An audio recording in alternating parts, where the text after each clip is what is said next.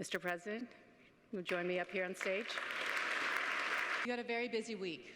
You met with President Biden. You spoke before a joint session of Congress, making you only the second Israeli president to have done so, the first, of course, being your father. You were received with a warm welcome. As we noted, it's rare to see bipartisanship in Washington these days, and boy, you got it. I want to read something that you said in your speech. You said, Israel and the United States will inevitably disagree on many matters, but we will always remain family. Our bond may be challenged at times, but it is absolutely unbreakable. Based on your meetings in Washington, are you confident that that feeling is mutual today? Absolutely. And I would want to develop this notion. I know that there are differences and arguments. It's quite clear. And that has happened throughout history on numerous times and events and circumstances. But clearly there is huge love and affection and affinity between the United States of America and Israel. I could have felt it yesterday out there in the rostrum, looking around this beautiful hall, the incredible seat of the strongest, of the elected members of the strongest empire in the world, all rising up from left and right, from both sides of the aisle, again and again and again. It's not something that you can ignore. It's something that runs deep. It was amazing. It was awesome. It was exciting. It was a very special moment, personally, of course, and for the people of Israel. There are challenges, and there are different views, and there are also streams looking forward, and I mentioned it, the gaps, especially with the young generation. It's a challenge that many of you are dealing with, also in Israel, but I'm adamant that the relationship is very strong, and I was impressed by meeting the entire current leadership of the United States of America. We'll get to what's happening in Israel in just a moment, but I do have a few more questions about your visit this week. Perhaps to alleviate pressure on you, it appears that some form of an invitation for Prime Minister Netanyahu to visit the United States was made. When that will be, where that will be, we still don't know. But the Prime Minister's critics in Israel say the delay has to do with the crisis surrounding judicial reforms. His supporters say it's because of disagreements over Iran. And President Biden, when asked about the lack of a specific date, told CNN recently that this was the most extreme cabinet I've seen in years, and he brought up the issue of settlements and relations with Palestinians. Does the fact that there are at least 3, if not more, possible reasons floated as to why there is yet to be a date for an invitation worry you about the shared values between the State of Israel and the Biden administration? So there was one very important sentence which I've said in the speech, that the relationship between the United States of America and Israel is something so deep in terms of its values and its shared interests, it transcends administrations and governments and coalitions. And as such, as you know, I did not come to the United States as anybody's emissary, only as the emissary of my people, of my nation, of the State of Israel, and I was very proud and honored to do so. Regarding the event itself, regarding the technicalities of Prime Minister's visit to the United States and meeting with President Biden, that was actually discussed in the conversation earlier in the week, and as such, they've agreed, and they're going to work on the procedure of doing so. I think that the clinging to this type of issue here or there does not reflect the enormous depth of the relationship. I mentioned in the Oval Office, we've never had such close, intimate security cooperation ever in the history between our nations. I know, and I don't know everything, but I know a lot. You can trust me. This is really impressive. This is unbelievable. And whatever I said yesterday in Congress, I stand behind every word where I've said that it's a two-way partnership on issues such as security, it is. Something you also did in Congress yesterday was really address the elephant in the room, because while you got roaring standing ovations and praise from both sides of the aisle, there were several members of the progressive wing of the Democratic Party who chose not to attend the session. And you said this: "I am not oblivious to criticism among friends, including some expressed by respected members of this House. I respect criticism, especially from friends, although one does not always have to accept it. But criticism of Israel must not cross the line into negation of the State of Israel's right to exist. Questioning the Jewish people's right to self-determination is not legitimate diplomacy, it is anti-Semitism." So my question to you,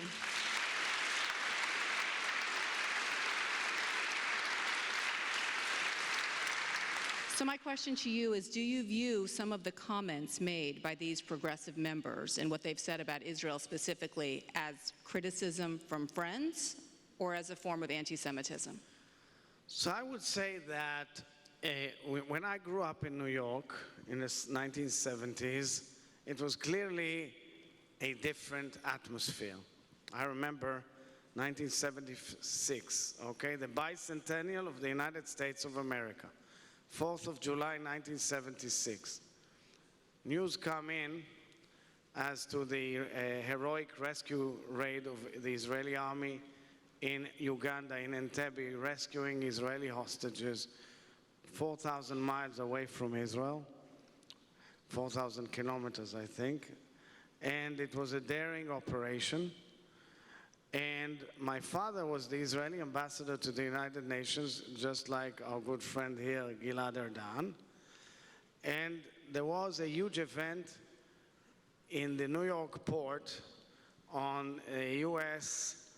aircraft carrier, the Forrestal, with President Gerald Ford. And the person who attracted most attention in that event, where there were leaders from all over the world and media from all over the world, was the Israeli ambassador to the United Nations, because of the rescue raid which riveted the world. And we were very proud to walk in the streets of New York. I understand there are evolutions in societies and opinions. And I've said it. If you look around in the Congress yesterday, you could have seen the clear outright majority. But there should always be a dialogue with dissenting voices, explaining to them the real truth of Israel.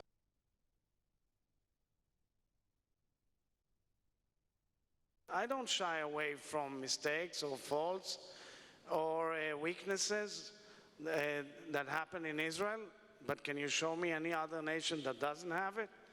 Every other nation, including the United States of America, has challenges, deep challenges, in the current days, in the way society behaves, in the way society responds to basic attention span, receipt of information, verifying facts, and then therefore it's very easy to bash Israel on things. It's very easy to portray, and you know it, those of you who know Israel, how people who come back from Israel say, but that's not what we were told. That's not what we were reported at. That's not what we read every day in this important paper or that. And therefore, the truth is somewhere else. Yes, we are the first ones to admit faults and mistakes. And I've said it to my best friends in America in this visit. But at the end of it all, we are first of all a very distinguished and very, as you know, I would say, dignified, truly dignified democracy. We are challenged in ways that very few nations are challenged. We are seeing the empire of evil from Tehran sending its forks all around the country, from north, from Hezbollah, from south, from Gaza, from Iraq to through Syria, and so forth and so on. We are seeing terror day in, day out. At the end, we defend ourselves. Sometimes it's painful. Sometimes we make mistakes. We don't shy away from social phenomena that we have. We know that there are extreme elements in our society, but it happens in many societies, and one has to stand firm and explain and show the beauty of our country and the great achievements and the great good that the State of Israel is giving to the world, the enormous amount of fields that we are impacting the well-being of people all over the world, and I outlined a few of them in my speech. So that's why I'm saying it should be a balanced picture, and I'm telling those members of Congress, come learn the facts. I've hosted dozens and dozens of members of Congress and senators in Israel in the last 2 years. It's amazing to see how one simply needs to show some of the evidence and the facts to make things clearer and more reasonable. We were criticized about the operation in Jenin. I had a meeting now with the Secretary General of the United Nations. Guys, this is one of the centers of you can call it one of the centers of terror and taking lives of innocent people in Israel. That's where it's all based. We had to go in, we went in. No citizen or uninvolved person was hurt. We had 1,000 soldiers there. We went in and we unraveled a whole operation, huge operation of terror and hatred. It's just like the NYPD would go into the center of the mob and work there. That's what you need to do. At the end, sometimes you have no choice. You don't want to, but you have to in order to defend your people. And therefore, we should not be misjudged and mistreated with an unbalanced compass looking at the facts. And that's what I'm telling these Congress people. I want to turn to the unprecedented challenges that Israel is facing right now, specifically with regard to the judicial overhaul and the massive backlash that we've seen playing out on the streets for, I believe, 28 consecutive weeks now. At issue today is the reasonableness clause, and for those that aren't aware of it, it is which the Supreme Court currently has authority to invoke to strike down certain decisions made by the government. At issue right now is the government pushing forward legislation to take away that authority from the Supreme Court. It has passed its first reading, and the second and third are expected this week. Prime Minister Netanyahu just tonight in a primetime address said the legislation is going forward, but he's still seeking broad agreement. You yourself tried to mediate this issue and couldn't find a compromise at the time. Do you think that this legislation in its current form is destined to pass this week? So these are critical days on this issue. I can give you a whole legal lecture about the ramifications and the way this discussion has been evolving in Israel for the last 30 years. But I spoke about it at length to national speeches and to the Israeli people. There were times when I alerted on some of the legislation or when it was originally introduced clearly, and then I came forward with an alternative. But now it boiled down at this given moment to the issue of reasonableness. I have here a good friend of mine, Steve Coppell, who went with me to school in Ramaz. When I studied in Ramaz, he's a big lawyer. So Steve gave me a whole memo about the way judicial review looks at these legal theories, where instead of reasonableness, is it capricious, malicious? In every state and every country, it's done differently. So it's a legal issue that one can speak about.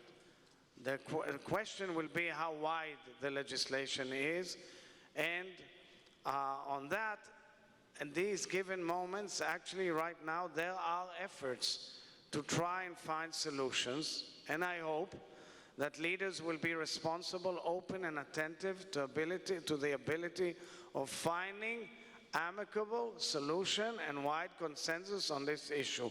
Because I truly believe that the alternative to the Jewish people, to the unity of Israel, is bad, is dangerous. And that is why I keep on repeating my message throughout to the political system, the people of Israel, sit down, try to find a way to resolve this. If one side wins, Israel loses.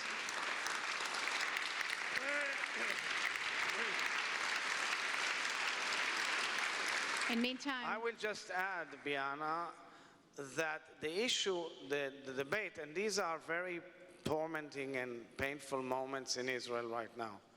I'm here, but my heart and soul is with the people of Israel, with the dear citizens of Israel, with those who are worried and those who want to move forward, with those who are worried because at the end many people in Israel do not know, and they don't have a clear picture as to how the process of the legislation, the entire process, the initiatives will end.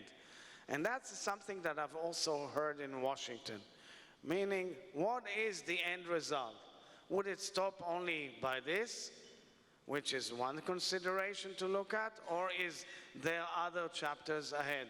And that is, I think, part of the source of unclear vision of how things will look at, how they will turn out to be, and this impacts the discourse in Israel as well. you mentioned Washington, so I want to go back to President Biden because he had a busy week as well. He spoke with you, he spoke with the Prime Minister, and apparently he spoke with Thomas Friedman. And on this issue, he had a message that he wanted Friedman to pass along to the Prime Minister, and here's what he said. Please stop now. Don't pass anything this important without a broad consensus, or you are going to break something with Israel's democracy and with your relationship with America's democracy, and it may never be able to get it back. When this government was sworn in 6 months ago, you told world leaders who were concerned to judge this government by its actions and not its words. We've seen its actions now. So should world leaders, including the President of the United States, be concerned? I was told you're a very friendly interviewer.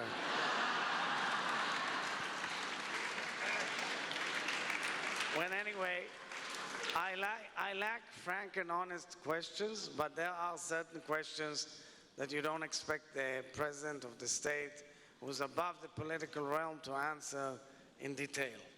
And I think, of course, that there are, at the end, this is a political debate between one school of thought and the other, one coalition and the other, and therefore, this is simply another tribute to Israel's democracy, that there is such a heated debate, that there is a variety of opinions, and I hope the people of Israel and they will express their views at whichever time and form and manner will require them to put it in the ballot boxes. And I don't think that I should answer this question in depth. Okay. I think it's only fair that I asked, Pardon? but I appreciate your answer. Yeah, it's fair of you to ask, absolutely. From a national security perspective, we already know that 160 Air Force reservists, if not more, have threatened not to show up if this legislation passes next week. Are you concerned that that creates an opportunity for Israel's enemies to sense weakness, and does that lead to a national security threat? So first of all, I keep on saying, I said it from my first speech on 12th February, that I know, this I truly know, that our enemies are interpreting the situation in Israel and the arguments that emanated with the United States of America as a sign of weakness, and they may try to miscalculate the situation. So my answer is has two facets to it. One is the relationship with the United States, as was shown this week, clearly as was shown, and expressed by the clear words of President Biden on his commitment to Israel's security in the ironclad alliance on security, should not be mistaken. Our enemies should not be mistaken. It's as strong as ever, and I confirm it. And secondly, I think our enemies sometimes miscalculate the Israeli aggressive, open, vibrant, extremely vociferous debate wrongly. They don't understand what democracy is all about. They don't. With all due respect, what does a person do when he doesn't like something in a democracy? He protests. She protests. I think the fact that there are so many protesters throughout the country is a tribute to Israel's democracy, and we should respect it. And as such, our enemies should not miscalculate the fact that if, God forbid, there is anything, the people of Israel unite immediately. And I hope that the issue of not serving, not going on reserve duty, I really, truly, I said it on numerous occasions, should be out of the political debate. I know I'm a bit perhaps naive at this stage, but I sincerely hope it will fade away. So I have two more questions before I open up to, we have a few questions that were submitted by audience members. Okay, sure. I want to turn to Ukraine, because President Zelensky has made his frustration with the state of Israel very clear in terms of what he views as the lack of support, material support, in this war. He has repeatedly asked for help with air defense, specifically Iron Dome, to no avail. Now, I know Israel has offered substantial humanitarian aid, but in comparison to other Western allies, Israel has not delivered what its allies have. Why not? And do you worry that this will put Israel on the wrong side of history? So there's a kind of a naive viewpoint on looking at this situation, and sometimes it's an oversimplified discussion. So let's put the record straight. Next month, please God, an early detection alert system will be deployed in Kiev, founded and established by Israel for all citizens of Kiev, then for all citizens of Ukraine. It's an early detection warning system. It will be like every Israeli has, and it will tell them where and when they may be attacked at a given moment. And this is vital for their well-being and their protection. I'm saying this not in order kind of to wash away the claims, but I'm just giving the picture as a whole. There is a lot of discussion between us and the authorities in Ukraine. Mrs. Zelensky, the wife of the president, just was a guest of my wife, First Lady Michal. Just a few weeks ago, I met her myself. It was an incredible visit, and it doesn't come out of nowhere. It's a serious visit.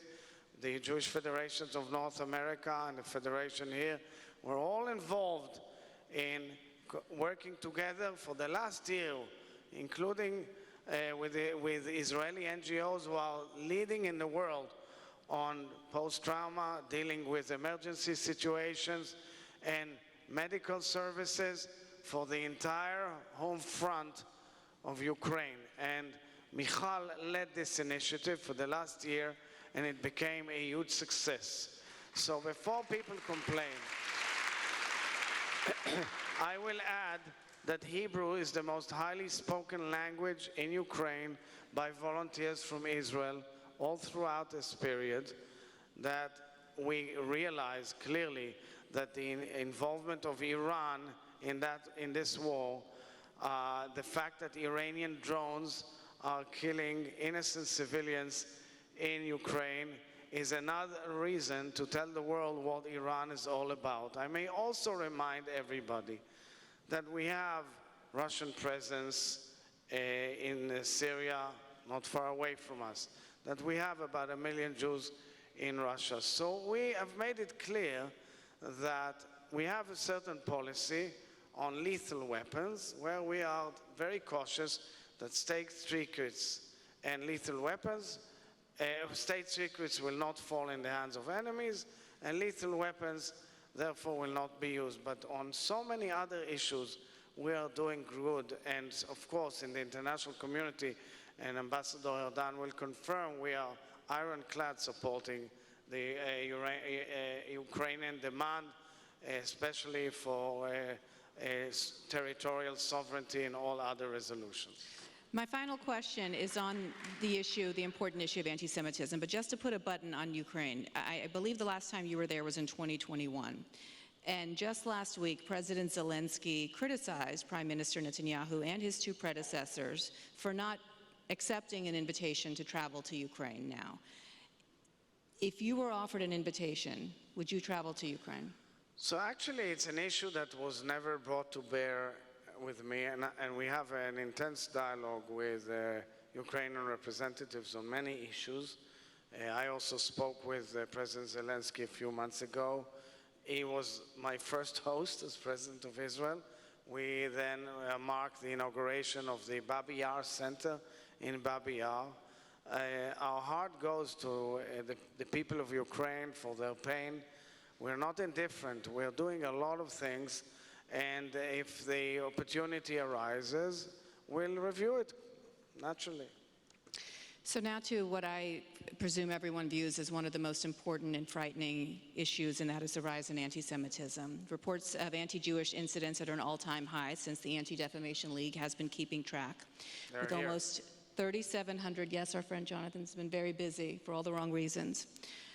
Almost 3,700 reported incidents across the United States in 2022. Roughly 40% of American Jews say that they have changed their behavior in some way because they're afraid of anti-Semitism. It doesn't help when some of this anti-Semitism comes from high-profile individuals, most recently a presidential candidate. RFK Jr. last week was on video saying that Ashkenazi Jews and Asians were somehow ethnically immune from COVID. Aside from idiotic, how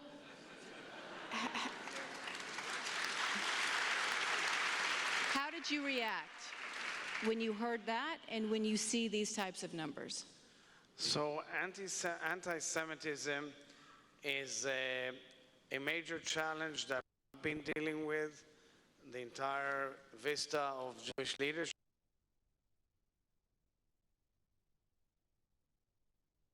Dealing with. I was impressed, truly impressed, to hear the leadership of the houses, both houses yesterday when I met them, how staunch and strong they are on combating anti-Semitism in America. They're very much on alert. I had an incredible discussion with your Vice President, Kamala Harris, and she and her husband, the second gentleman, were very proactive, and then President Biden came forward and approved the first ever national strategy to combat anti-Semitism, a presidential. I recommend to read that document. The special emissary, special envoy of President Biden, Professor Deborah Lipstadt, is clearly one of the greatest scholars on earth, one of the greatest scholars on earth on this topic. Her books, her fights against David Irving, then the Holocaust denier, have brought her up to this seat. And now this paper, I read it from cover to cover, is amazing. Now we have to implement it. Well, now we have to see the administration, of course, follow up and implement this strategy. And I know ADL and other organizations will definitely follow suit in conversing and having a very close contact and interface with the administration, because this is vital. We see it on campuses, we see it in synagogues, in communities, we see it all over. I don't have to repeat what you've said. It's all over the world. And it always, we always say, it always starts with the Jews. It never ends with the Jews. So therefore, we should support this strategy and make sure that it is implemented constantly, forever, not altered or changed by anybody, because it encompasses all the age groups, all the various facets that from there it emanates, such as social networks, such as brainwashing, such as terrible rhetoric, which you've just mentioned, horrific and terrible rhetoric. So I think we're all united in this battle, which is one of the key battles of the era. I'm going to thank you for that. I'm going to turn it now in the remaining minutes we have to a few of the audience questions which were submitted, so I'm just going to read them. The first is, how do you think your background and your friendship in the religious sector feeds into your ability to navigate the growing divide between the religious and secular communities? So it was mentioned by Israel Nitzan, the acting consul general, correctly, that in this room we've convened one of 18 labs under my initiative, the Voice of the People, Kol Ha'am, to discuss the challenges that are facing world Jewry all over the world, 18 labs all over the world. It's only the beginning of my entire initiative, which is to form a platform of dialogue. We have great organizations. As you know, I was the chair of the executive of the Jewish Agency for Israel, and as such, that's a very good organization. And I've partnered with the Jewish Agency in WZO as to implementing my vision here, but the idea is also to identify the future leadership of the Jewish people. The Jewish people are ever changing, ever evolving. There are so many new developments, and I truly believe, for example, if you look at current politics in New York, so it's also a mirror image of the current politics in Israel. There is a growing ultra-Orthodox Haredi community. One has to have them in the room as well for dialogues. In the past, they were less present. Now they need to be more present. And there should be a real dialogue between all streams of Judaism, something which I truly respect and believe. There are friends here who I love, and we were discussing it with them all my life. And I was very honored and proud that all the leaders of the streams of Judaism were present in my speech yesterday. It's a picture which I wanted to send to the entire world to show what love of Israel is all about.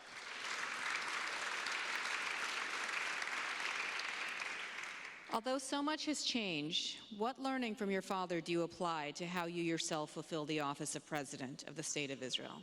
You have big shoes to fill. Let's make it the last question. Okay. Meaning, let's go others and then get to it, because that's like more personal. You want me to come back to that? Yeah, okay. Exactly. In your current role as President of the State of Israel, any specific goals you would hope to achieve?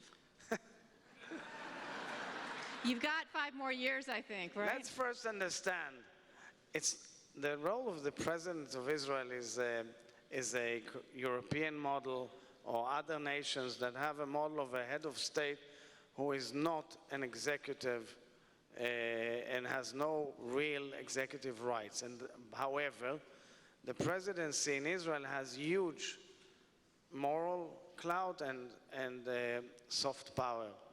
And I am treading in the footsteps of many great Israeli leaders who are president of Israel and understanding the importance of the moment. Right now, the importance of the moment is to keep the nation of Israel unified amidst its tormenting internal strife and debate on the judicial reform, but it's much larger. It's an issue that has to do with how we move forward and, of course, protect and preserve the democratic values of the State of Israel.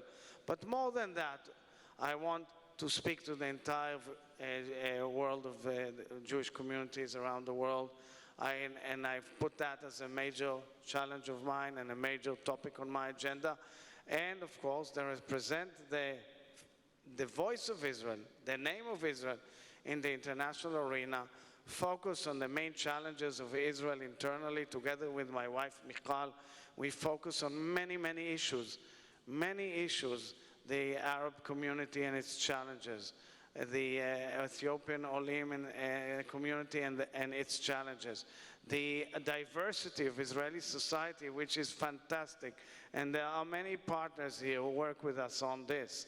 And so many other issues of an evolving, fascinating, wonderful, incredible people that we have. Well, you will be a spry 67, very young, a lot of future left ahead of you. There's rumors about what you may do after your role as president and go back into politics. So if there's anything you want to announce, feel free. But in the meantime, I do want to close by talking about the big shoes that you filled. And of course, that is your father. Okay, but I'll just say about your comment, Michal says, if you want to go to politics, that's only with your next wife. Okay, enough said. Should I ask you the question again about your father? Yeah, so I'm very proud with my family lineage. It was always part of my DNA. I will remind to this distinguished audience, my family stems in so many circles of life that impacted the world in the last 100 years. I had an illustrious uncle who was a legend here and in Israel. His name was Abba Iban. He was a legend. Was Israel's voice in the 50s and 60s when he was a star in America. The first Israeli ambassador to the United Nations, was ambassador in Washington and foreign minister. I had another uncle, was a huge diplomat, Rabbi Jacob Herzog, who was the Director General of the Prime Minister's office. So you can imagine, with my father being a very famous Israeli major general in the army, and my grandfather being the chief rabbi of Israel, what happens on Friday night dinners for a young boy? We hardly spoke at the New York Nets or Knicks or anything like that, believe me. And therefore, I am very proud to follow these footsteps and learn a lot from my forebearers. The women in my family were giants as well, believe me. My grandmother, my mother was the first environmentalist, the first green fighter in the state of Israel. I had two great aunts who were incredible ladies. So we're a serving family. I'm very proud that my brother Mike is the Israeli ambassador to the United States. And therefore, I'm honored to continue this legacy. But I will say, of course, that as we say, bechol dor vador, in each generation it has its own challenges. And therefore, I take my decisions and my actions only through my own personal moral compass, my own conscience, and the way I interpret best how to serve the state of Israel, its people, the Jewish people, and our nation. Well, Mr. President, you have much to be proud of with your family and your legacy, and I just want to close by saying, as a proud American Jew who came to this country as a political refugee from the former Soviet Union thanks to an Israeli visa, I will forever be indebted. And as a journalist, as a journalist, pursuing democracy in a better country is something that unites both of our countries, as I know many of the journalists at home who may annoy you, but they have the same right to do the same. So it's an honor, and thank you so much. And I just before we finish, the greatness of the Jewish people is that we care for even the single individual. The fact that Hadar Golden's mother, Leah, is here with us today is a huge issue.